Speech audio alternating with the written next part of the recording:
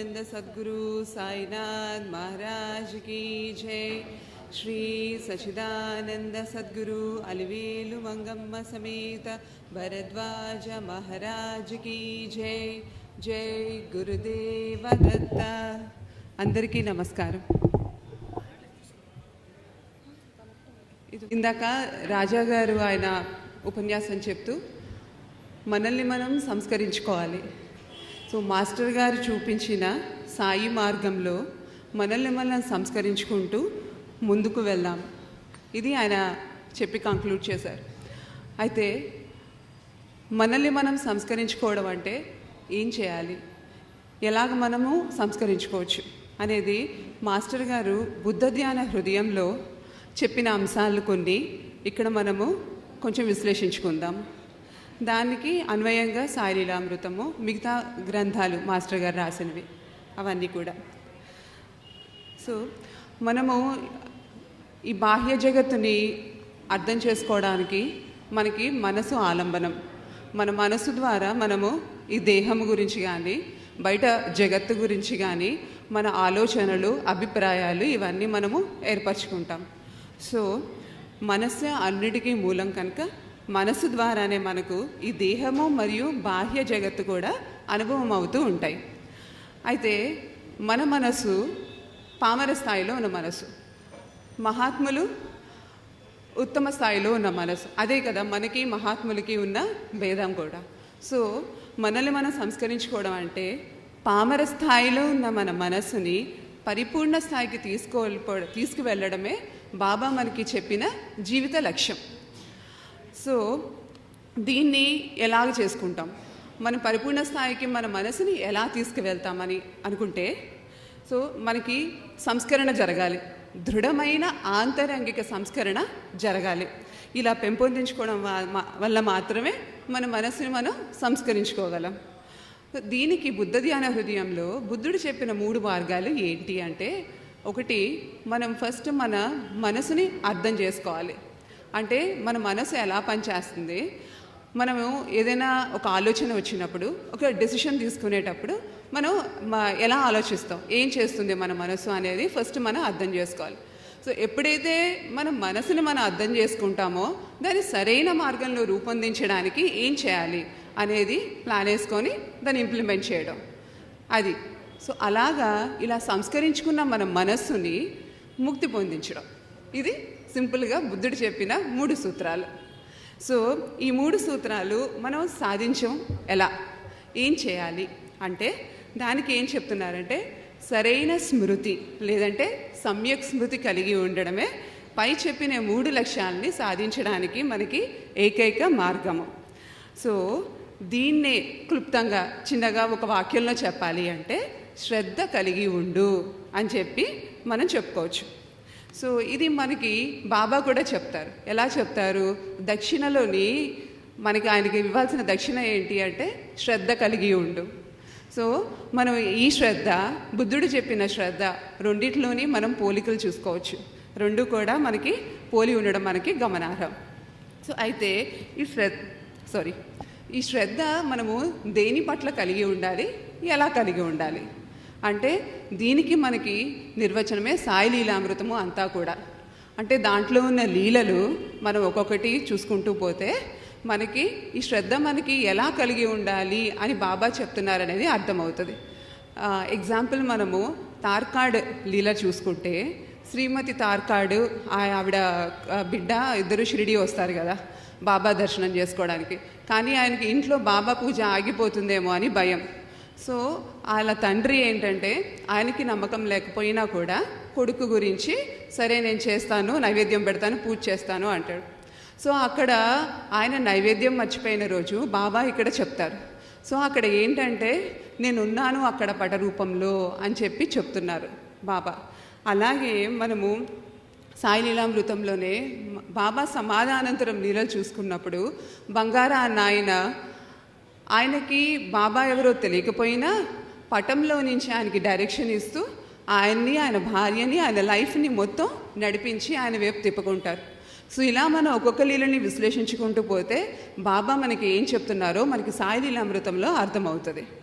So ఇలాగే ఇప్పుడు ఈ శ్రద్ధ లేదంటే స్మృతి ఇది కలిగి ఉండాలి. సో ఇది ఏంటి అంటే ఇప్పుడు మనము ఏదైనా ఒక వస్తువుని ఏదైనా చూసినప్పుడు, ఒక వ్యక్తిని కానీ వస్తువుని కానీ చూసినప్పుడు అది మనపై చాలినంత ఇంపాక్ట్ కలిగి ఉంటే అప్పుడు మనం ఆ వస్తువుని గుర్తిస్తాం. అంటే ఆ వస్తువు తాలూకు ప్రభావం మన మీద ఉండాలి.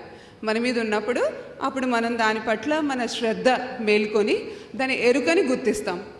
అదే మనకి అది నచ్చలేదనుకోండి, మనకి ఇష్టమైన అంశం కాకపోయినా అది కాకపోయినా దాని ఎరుక మనము గుర్తించలేం. సో ఇది శ్రద్ధ.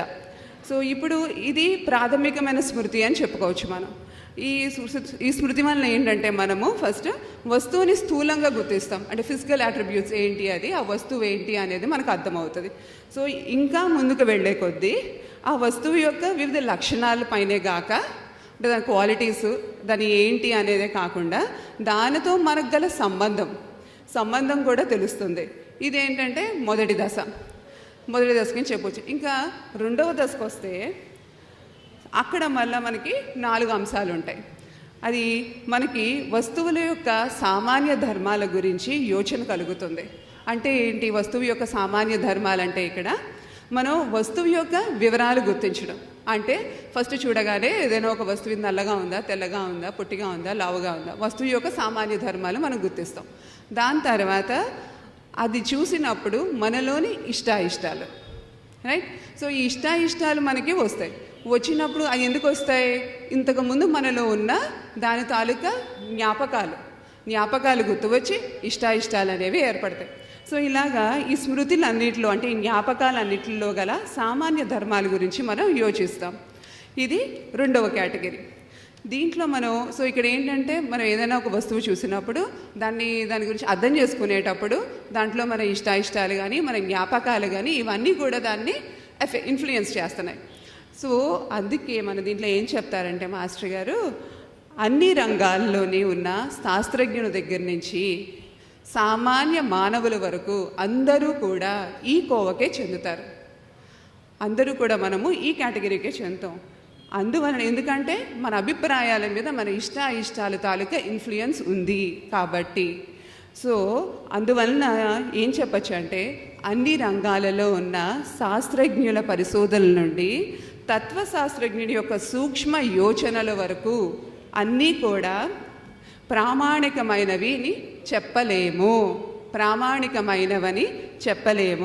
ఎందువలనంటే వాటి మీద మన ఇష్టాలు, మనం గుడ్డిగా ఏర్పరచుకున్న భావాలు, ఇవన్నీ కూడా ఈ అభిప్రాయాలతో ఆ డెసిషన్ అనేది నిండి ఉంటుంది కనుక. అంటే మనకి కొన్ని ఉంటాయి, ఇలా చేయాలి అంటే ఇలా చేయాలి అంతే, ఎందుకు చేస్తున్నాము ఏంటి అన్న లాజిక్ కానీ దాని వెనకాల ఆలోచన కానీ ఉండదు. ఇలా చేయాలంటే గుడి నమ్మకం అన్నమాట, లేదంటే నాకు ఇష్టం లేదు, ఇష్టం ఉంది, ఇవన్నీ. సో వీటన్నిటి వల్ల మనం ఇన్ఫ్లుయెన్స్ అవుతాము. కాబట్టి శాస్త్రజ్ఞుల పరిశోధనల దగ్గర నుండి తత్వశాస్త్రజ్ఞుల యొక్క సూక్ష్మ యోచనల వరకు కూడా ఏది కూడా ప్రామాణికమైనవని చెప్పలేము అని చెప్తున్నారు. సో ఇలా మనం అనుకుంటున్నాం కదా, మన ఇన్ఫ్లుయెన్స్ ఇవన్నీ అవుతున్నాము. సో ఎందుకు అలా అవుతున్నాము అంటే వీటన్నింటికీ కూడా ప్రధానమైనది, మెయిన్ ఇంపార్టెంట్ మనం అనుకునేది ఏంటంటే ఏదైనా ఒక వస్తువుకి ఆధారంగా ఒక శాశ్వతమైన పదార్థం ఉందని మనం తలచడం. అదే కాకుండా ప్రాణులలోని వ్యక్తిత్వం ఉన్నదని తలచడం కూడా దీనికి కారణమే. అంటే ఇప్పుడు మనం ఏదైనా ఒకటి చూసేటప్పుడు ఇది ఇలాగే పనిచేస్తుంది, ఇది ఇలాగే ఉంటుంది, ఆ మనిషి ఇలాగే యాక్ట్ చేస్తారు అని. ఇప్పుడు మనము ఒక మాస్టర్ గారు చెప్తారు మనకి ప్రవచనాల్లో, అతనేమోని ఒక అతనికి డబ్బులు కావాల్సి ఉండి ఒక అతని దగ్గరికి వెళ్ళి అప్పు అడుగుతాడు. అప్పు అడిగితే ఆయన ఫస్ట్ టైము అడిగినాడనే ఇస్తారు అతను. మళ్ళీ అతనే మరోసారి డబ్బు అవసరమై మళ్ళీ ఆయన దగ్గరికి వెళ్తారు. ఇన్నిసార్లు ఈయన వస్తున్నాడని చెప్పి ఆయన లేదని చెప్తాడు.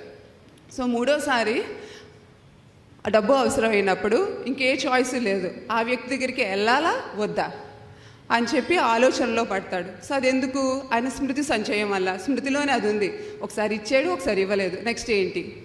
సో అనేది.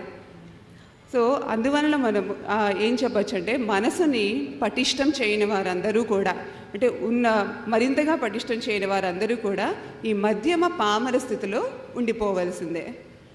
సో అయితే మనం ఇలాగే ఉండాలా, మహాత్ముల్లాగా మనం అవ్వలేమా అంటే థర్డ్ కేటగిరీ అదే అని చెప్తున్నారు. అది ఏంటంటే సమ్యక్ స్మృతి. మనం కానీ సాధన చేస్తే మనసు పొందే స్థితే సమ్యక్ స్మృతి. అది ఏం చేస్తుంది అయితే, ఈ సమ్యక్ స్మృతి అనేది మనం పొందితే ఏం జరుగుతుంది అంటే, అది మన మనసును మన ఇష్టాలనే గుడ్డి అభిప్రాయాల నుండి విడుదల చేస్తుంది. ఇప్పుడు మనం చెప్పుకున్నట్టు ముందు మనకున్న ఇష్టాలు గుడ్డి అభిప్రాయాలు వీటన్నిటిని బేస్ చేసుకొని మనం డెసిషన్ తీసుకుంటున్నాం. సో సమ్యక్ స్మృతి అనేది మనం ఫాలో అవ్వగలిగితే, చేయగలిగితే అది ఏం చేస్తుంది అంటే మనల్ని ఈ గుడ్డి అభిప్రాయాల నుండి ఇష్టాల నుండి మనసుని విడుదల చేస్తుంది. సో ఇది సమ్యక్ దృష్టికి ఆధారం. ఎప్పుడైతే మన ఆలోచన కరెక్ట్గా ఉందో మనం చేసే పని కూడా కరెక్ట్గానే ఉంటుంది. అంటే సరైన పనిని సరైన విధంగా చేయడం లేదా ఆలోచించడం, ఇదే సమ్యక్ దృష్టి. సో సమ్యక్ స్మృతికి గురి అయిన మన ఇంద్రియ మనో విషయాలను మనం సరిగ్గా విశ్లేషించడం వల్ల సరైన నిర్ణయాలను మాత్రమే తీసుకోగలము. సో ఇట్లా సమ్యక్ స్మృతిని సాధన చేస్తూ ఉంటే సమ్యక్ దృష్టిని చవిచూస్తాడు మానవుడు. తర్వాత చేయవలసిందంతా తన శ్రద్ధ యొక్క తీవ్రతను పెంపొందించుకోవడమే. ఒకసారి మనం ఇలా మొదలుపెట్టి ఆ దృష్టిని అలవాటు చేసుకున్నప్పుడు దాన్ని ఇంకా చేసుకొని దాన్ని ఎక్కువ చేసుకుంటూ వెళ్ళడమే. సో కేవలం సమ్యక్ స్మృతి వలన మాత్రమే మానవుడు ఆధ్యాత్మిక ప్రగతిని చవిచూస్తాడు. ఇంకా తీవ్రంగా సాధన చేసే కొద్దీ మానవుడు సరైన అవగాహనను సంప్రజ్ఞను పొందుతాడు. సో సమ్యక్ స్మృతి అనేది సాధనలో మానసిక పరివర్తన కలిగిస్తుంది. మనకి మాస్టర్ గారు ధ్యానయోగ సర్వస్వంలో చెప్పినట్టు ఆధ్యాత్మికత అంటే ఏంటి అంటే, ఆధ్యాత్మికత మనం చూసే విధానం మారడంలో మార్పు రావడమే. అదే మనం నేర్చుకోవాల్సింది, తెలుసుకోవాల్సింది. సో దీనికి సమ్యక్ స్మృతి అనేది దోహదపడుతుంది. అంటే ఒక పని చేయవలసి వచ్చినప్పుడు దానిపై మనకి ఉండవలసిన సరైన అవగాహనను సూచిస్తుంది.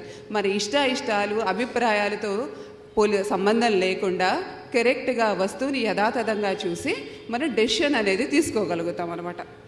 సో వస్తువు యొక్క తత్వాన్ని ఏ మనోభావాలు కమ్మకుండా యథాతథంగా గుర్తించడమే కేవల శ్రద్ధ. ఇది నిర్లిప్తతతో కూడిన పరిశోధనతోనే సాధ్యమవుతుంది. సో మామూలుగా మనుషులు మనం అందరం ఏంటంటే మన ఇష్టాలు ప్రయోజనాల ద్వారానే మనం ఏ వస్తువునైనా లైక్ మనిషినైనా దృశ్యాన్నైనా ఇవన్నీ చూస్తాం. సో అన్నీ కూడా అవి ఇన్ఫ్లుయెన్స్ అవుతాయి. సో చూసి వాటి విలువతోటి మనకి దాని మీద ఉన్న విలువతోటి దాన్ని గుర్తిస్తాము. సో అట్టి మనోభావాలైనా జీవిస్తాడు. అందువలన అనేక ప్రతిక్రియలు చేస్తాడు. సో ఈ ఆలోచనలు దీనివల్లే మన డెసిషన్ వస్తుంది, దానివల్లే మన యాక్షన్ కానీ రియాక్షన్ కానీ మన ప్రతిక్రియలు అనేవి ఉంటాయి. సో తద్వారా ఏమవుతుందంటే అనేక జన్మలకి సంబంధించిన పాపాలను తనకే తానే తయారు చేసుకుంటున్నాడు. కనుక ఇటువంటి మనోభావాలు లేని కేవల శ్రద్ధా సాధన అనన్యంగా మనం సద్గురువుని శరణు కోరడం వల్ల మాత్రమే సాధ్యమవుతుంది. సో వస్తువు యొక్క నిజతత్వం అవగాహన కలగాలంటే మనకి సద్గురు కృపే శరణ్యం.